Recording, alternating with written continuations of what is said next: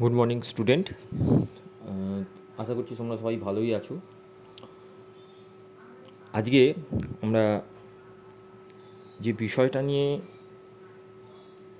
পড়াশোনা করব, শুধুই এটা বলবো মুখে, তাই লেখার ব্যাপারটা এখানে থাকবে না। যেটাকে আমরা বলবো সেটাকে আমরা ইংলিশের ছোট ছোট ওয়ার্ডগুলোকে আমরা বলবো, যা বললে আমাদের ইংলিশের ওয়ার্ডগুলো সম্বন্ধে একটা ধারণা তৈরি হবে। যেমন ধরো, আমরা পড়ছি, খেলছি, লিখছি, তারপর না ডান্স করছি, এই ধরনের ওয়ার্ডগুলোকে, যেমন পড়ছি এটাকে রিড, রাইট, নাচটাকে ডান্স, গান করাটাকে সিং, তারপর আমরা যখন কোনো সাঁতার কাটছি তাকে সুইম, এই যে ওয়ার্ডগুলো, এই ওয়ার্ডগুলোকে আমরা বলি অ্যাকশন ভার্বস।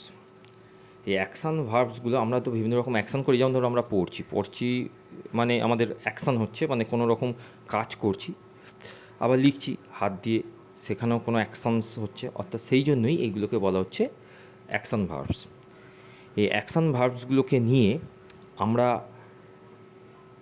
কীভাবে কথা বলবো ইংলিশে, তার ছবি সমেত তোমাদের কাছে একটা নমুনা আমি তুলে ধরলাম। সেখানে তোমরা দেখতে পাচ্ছ যে প্রত্যেকটা অ্যাকশান ভার্বসের আগে আমরা কিন্তু একটা ওয়ার্ড ব্যবহার করেছি, মানে একটা ছোট্ট ওয়ার্ড বলা যেতে পারে, যেটা হচ্ছে আইটা ব্যবহার করেছি। তারপরে হচ্ছে রিড, তার মানে আই রিড। তারপর হচ্ছে আই জাম্প। তারপর হচ্ছে আই ওয়াক।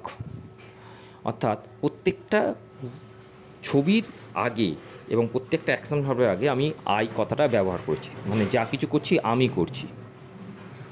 আমি, অর্থাৎ আমি দিয়ে এখানে অ্যাকশন ভার্বসটাকে আমরা যোগ করছি। এবার সেই আমি অর্থাৎ আইটা সাবজেক্ট হিসেবে এখানে ব্যবহার হচ্ছে। সাবজেক্ট আমরা পরে আরও ভালোভাবে ডিটেলসে যাব। সাবজেক্ট এবং প্রেডিকেট এই দুটো গ্রামারের একটা রুলসের মধ্যে পড়ে। এখন শুধুমাত্র আমরা ফোকাস করব যেটাতে, বা আমরা যেটা লক্ষ্য করব সেটা হচ্ছে যে যত অ্যাকশন ভার্বস আমরা পাবো তার আগে আমরা একটা করে আই ব্যবহার করে দেবো।